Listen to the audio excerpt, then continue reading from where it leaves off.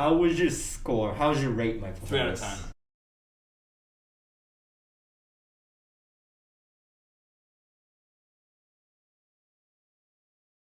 Welcome to Masa on the keys, and this is another episode of reaction series.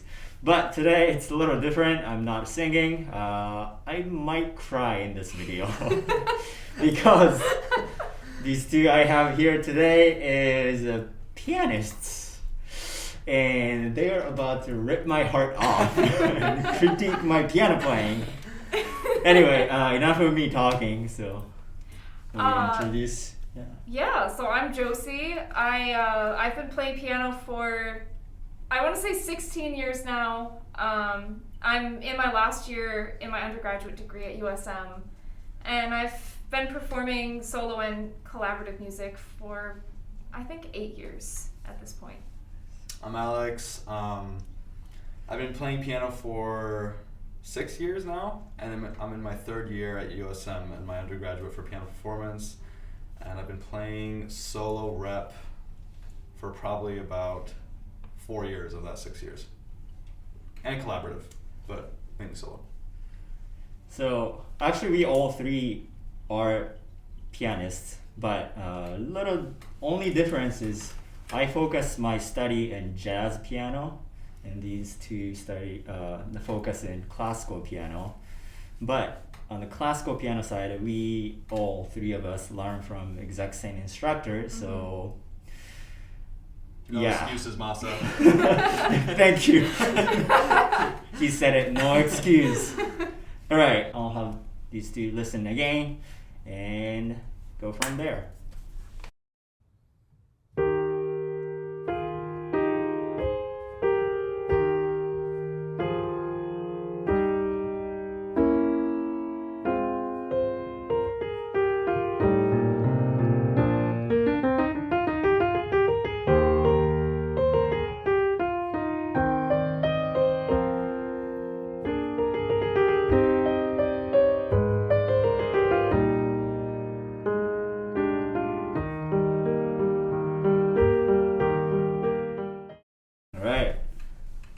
Nerve-wracking. But, so the piece I played was by Mozart and the Piano Sonata No. 13, and the second movement, Andante cantabile, is the there's a repeat section, but because of the length of the performance I had to do, I didn't take any repeat. So it's That's from the beginning. We're very used to that. Straightforward. Yeah. That's common practice. And we always do that kind of stuff. Right. So, but first question. What is your impression just by looking at it? I just want to say right off the bat, I can tell that you're one of Laura's students. You really engage your arms, which is amazing to see. I could really see you aligning for all of the notes in this movement. It was beautiful. It was really well choreographed. I was going to say your arms. You know what to do with your arms.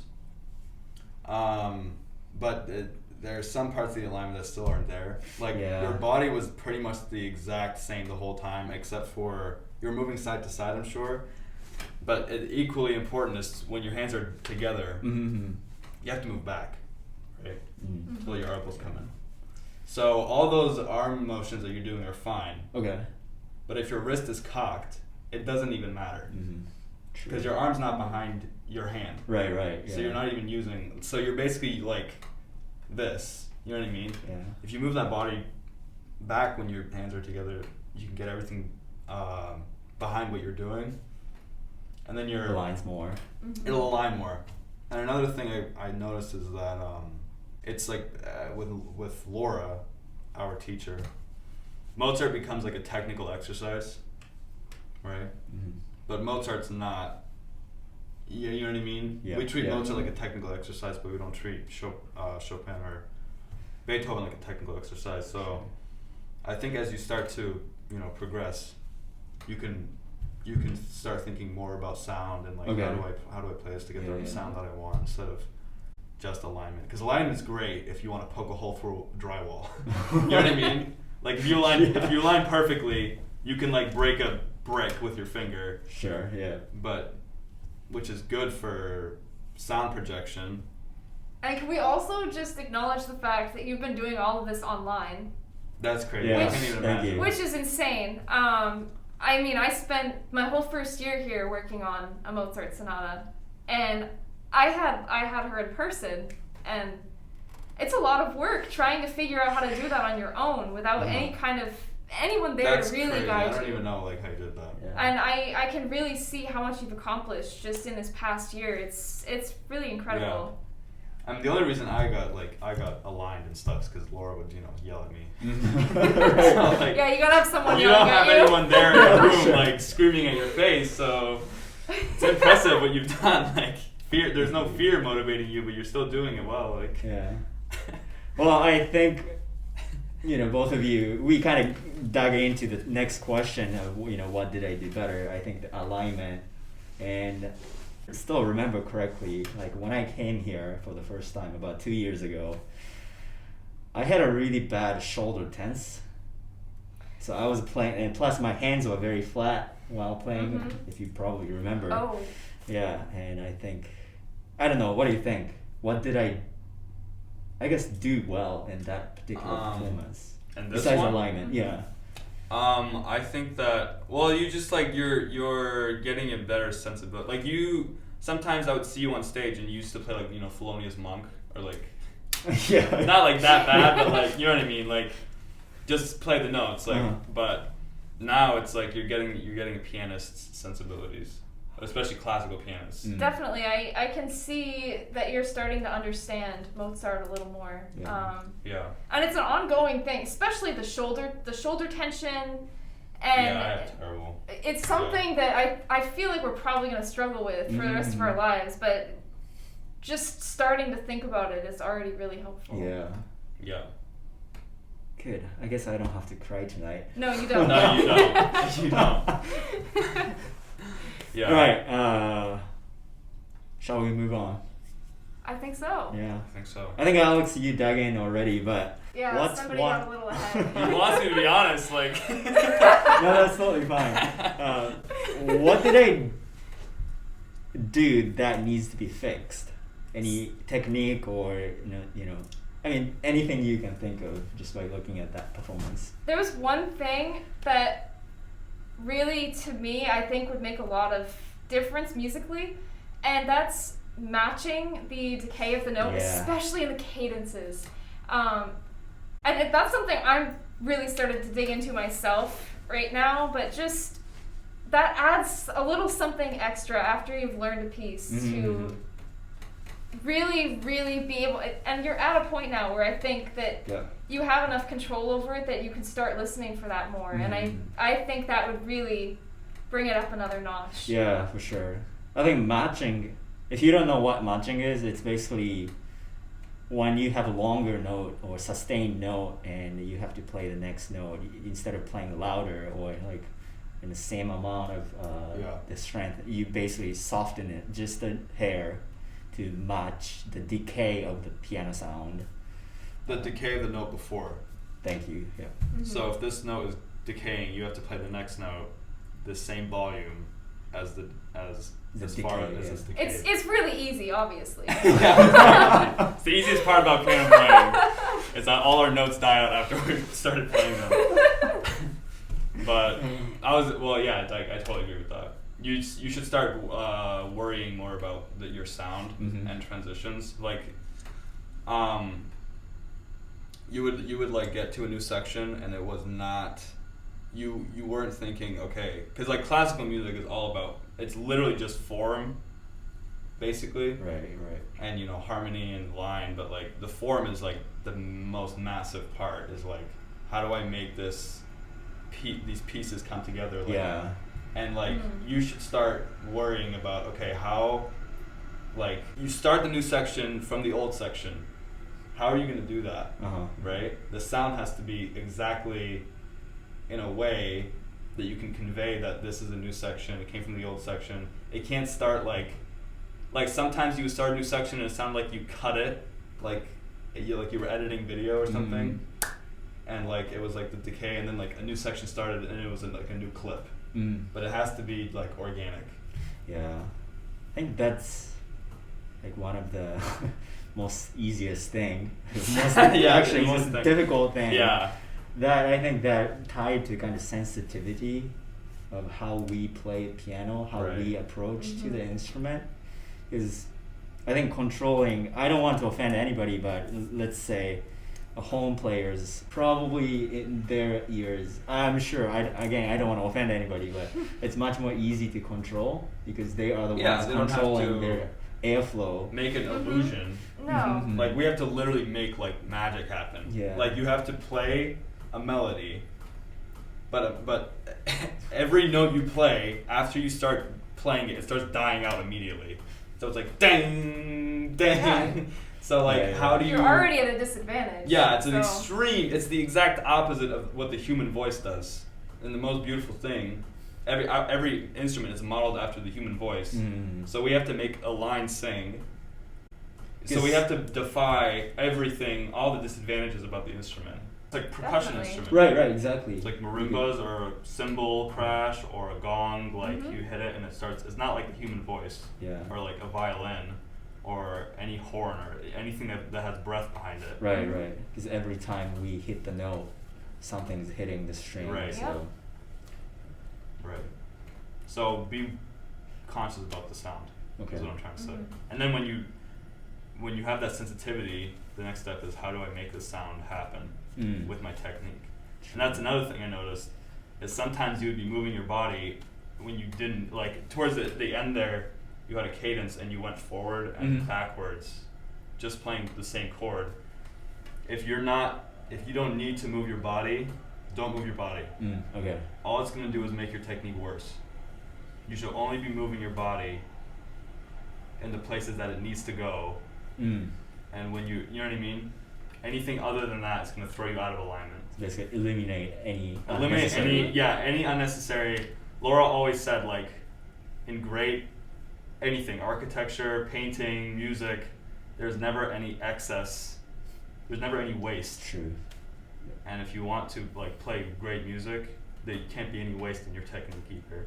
I totally agree. Everything that you do, there should be a purpose for it. Okay. Um, Man, the piano playing is like almost like athlete. No, it's extremely sensitive. Yeah. it Very. is. If you watch like great players like Richter, Sviatoslav Richter, he'll be playing. His body movement is so like spot on, like it's like scientific. I mean, he Mhm. knows exactly that you never ever move your body if you don't have to move your body, and always move your body. Always be where you have to be if you want to be behind the sound that you're creating. And there are videos of him playing like where the camera's above, like aerial footage of him playing, and his body movement is like unbelievably precise, like unbelievably precise. Yeah, it's really great that you film yourself that way, actually. I was thinking about that as we were watching it. I almost wish that we all did that when we were practicing, just Yeah. because you have such a better idea of what you're doing. You can look back Yeah. at it and... I think, using 3 cameras, 3 angles, and different, position of body and how my fingers are Right. doing. Yeah. All right. One more thing. One more thing. Go ahead, please. When you're learning all of this, you basically want to build to the point where you can speak this language fluently. Like, you know what I mean? And the only, you learned English when you came to the US, right? It wasn't like you came here without knowing the English, knew a few words, and then you were fluent. And you could speak in conversations, right? So the better you study the grammar of the language first, and the more slowly and scientifically you do that first, it'll pay off later because you never have to think about the grammar again. For sure. Right? If I was you right now, I would be doing like almost like a monk, like scientific analysis of your technique, and getting every finger, every digit perfect when you play it, so that when you go forward, like now what I'm like I did that, right? Now what I'm learning is that I wasn't using my arm enough. Like, and this is like 3 years after I've learned all this alignment stuff, right? So I was like in like practice rooms, like getting every single digit perfect because I was like focused in on like right here, right? And now like when I film myself or I look in a mirror when I'm playing from the side, I'm like, oh my god, like I need to look at the whole picture. But now I don't have to worry about my fingers. You know what I mean? So I started from my fingers, everything's good there. Now when I use my arms, my fingers can play. You know what I mean? Because the grammar, basically, I learned this grammar in the fingers, and it's like, they're set to go now. I can do anything I want with the rest of my body as long as my fingers, and I don't have to worry about my fingers. Because I can use my arm this way, I can use my body this way, blah, blah, blah. And my fingers are trained like perfectly. So it became natural. Yeah, because like you can't, like if I was learning Spanish, you can't like not learn the grammar and then go into a conversation. Sure. You're screwed. Like you're gonna fail. So, yeah, the more textbook you are first with it, the better you can build off of it later. I can't give any advice better than that. Okay. Yeah. I guess, people who might watch this video have a question. How do you practice to get that feeling, sense of alignment, sense of sensitivity? You need to be really present. Yeah. And that's also something you might be fighting yourself on for the rest of your life. You need to really know your body, know why you're doing things, and you might not be entirely present the whole time, but something that helps with that we definitely need to do more is record yourself, film yourself, watch it back, see what your body's doing, listen to the sounds you're making, see if you even want to be making those sounds. And True. Right. Yeah. And there's the tried and tested method, which is that if you are aligning perfectly, the note, instead of sounding like that, it sounds like that.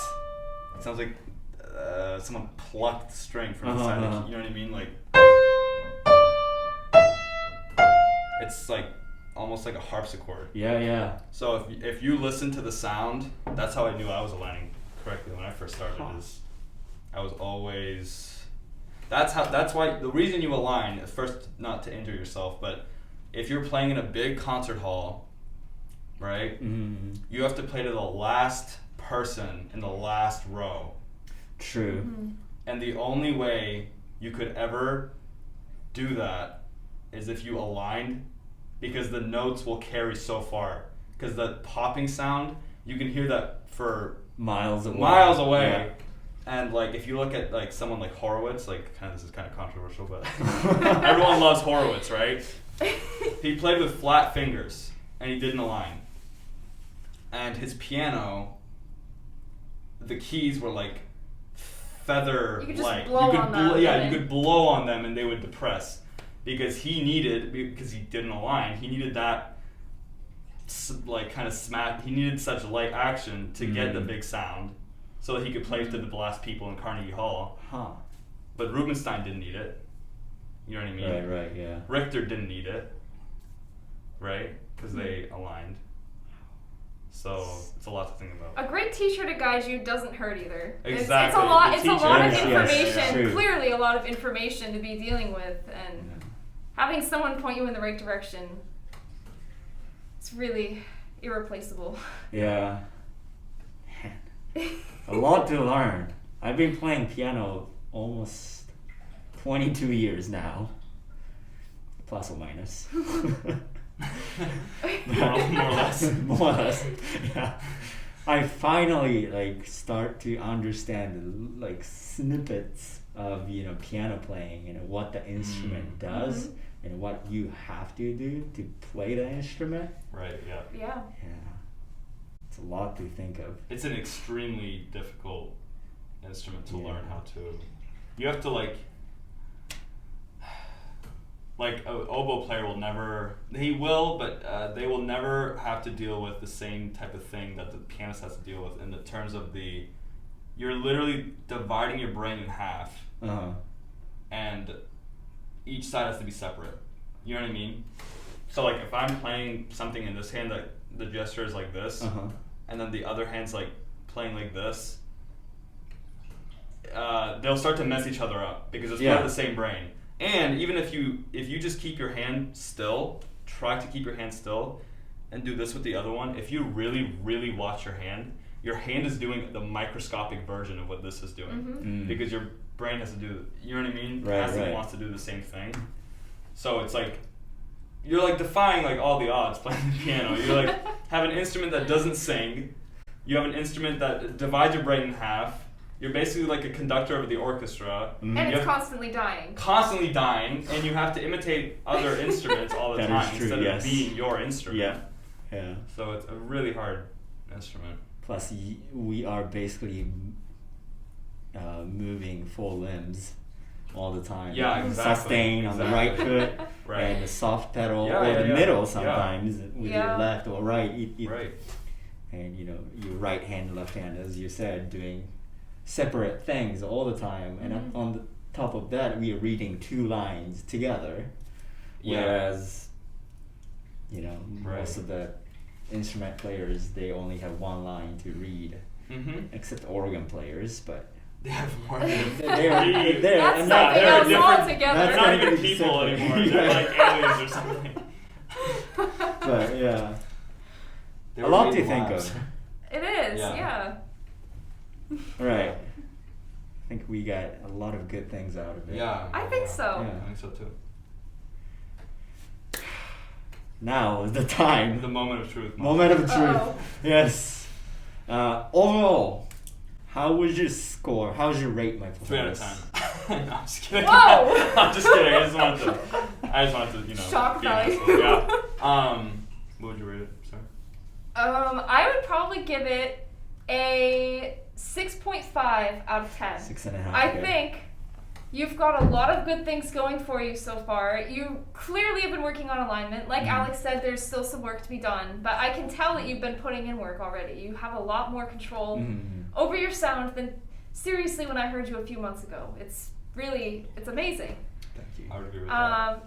And I just think the next step for you is to work some more on the phrasing and the decay that I brought up before, matching the notes. But I think you've come a long way. Thank you. You're welcome. You deserve it. I would say the same. I would 6.5? I would say 6 out of 10. That's like my first impression is a 6 out of 10. Okay. I think you need to. There's a lot of good stuff. There's a good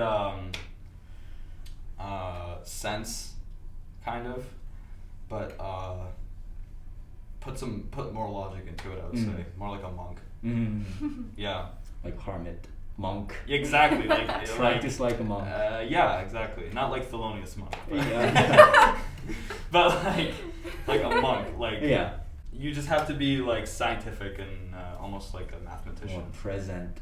And Very very, present. very as present. possible, extremely Yeah. present, and know what your body's doing. Like, always think about your body, because if your body's not right, nothing else can come from that. Your body has to be in the right position. Agreed. So, I guess I don't have to cry tonight, which is the nice thing, and I was most afraid of. But Not today. Not today. Not today. Maybe in the future. It'll come eventually, though. Don't worry, you'll have your day.